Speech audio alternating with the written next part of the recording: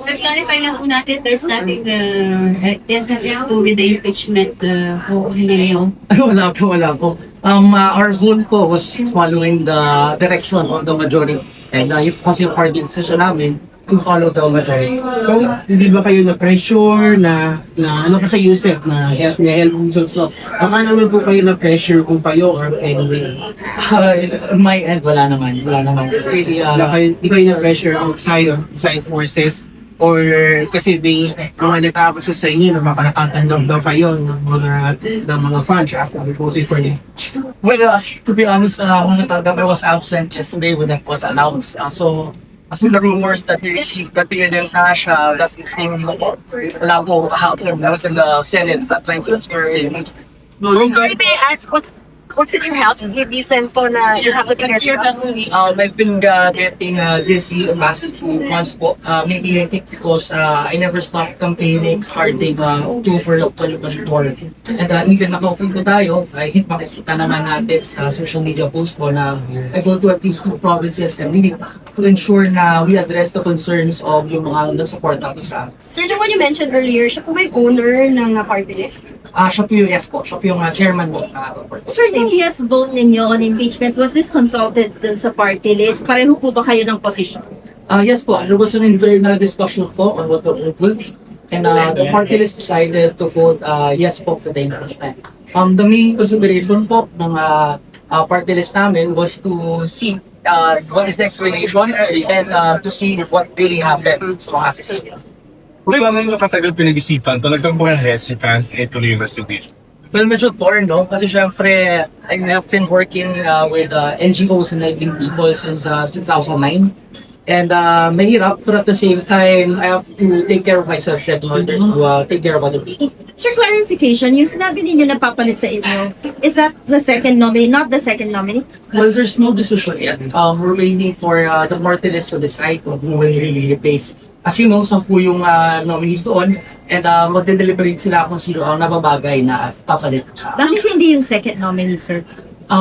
That I don't know. Kasi magde-deliberate pa lang sila. And we're just waiting for the deliberations. Sir, how do you address yung pong sinasabi na term sharing sa party list? Na nung nag-agree kayo dyan sa party ninyo, ay meron talagang term sharing? Ganun ba yung kalakaran? We need to execute a document. For me, it's really personal reason. Given my situation, medyo kailangan magkahinga. And at the same time, my kids are growing up. 4 years old and 2 years old yung mga anak ko.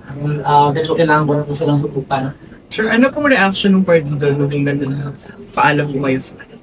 Well, they thank me naman kasi we handled this, imagine from 2022. This party list was followed then that we started to handle. We were able to get number 14 in their job ranking. So they thank me for whatever I've done and they're open naman now whatever help that I can give. Noong di ba kayo nangihinayan man na you're now nearing on your second year of term, then you suddenly resign, di ba? Ay, di ba kayo nangihinayan sa mga programs and policies ng mga bills na ginagawa niyo? Well, when it comes to programs and policies, medyo pero actually, I've received several calls from fellow congressmen kanina na they're willing to continue yung mga bills na strategic ko. In fact, earlier may bill ako dapat for deliberation yung strategic investment na so, gusto ko sanang ipapush yun ng ibang kasama ko. I-highlight ko lang, no, I'm very happy with the calls of Kong Fudaza and Kong JC Abalos na gusto nilang ipatuloy yung mga programs and at the same time, bills ko na dyan na unique for the people.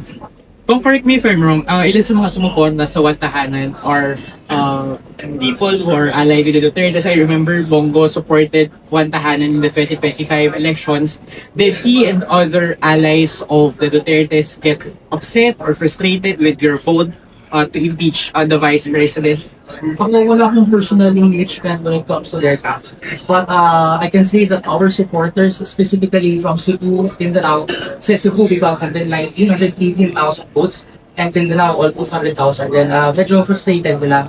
Kaya in fact, I've been getting several messages, PM, not only by people online, but also my dear friends really asking what happened with my vote. Factor yun, sir. Factor yun. Actually, hindi rin. Kasi when as leaders, you have to stand by to the decisions.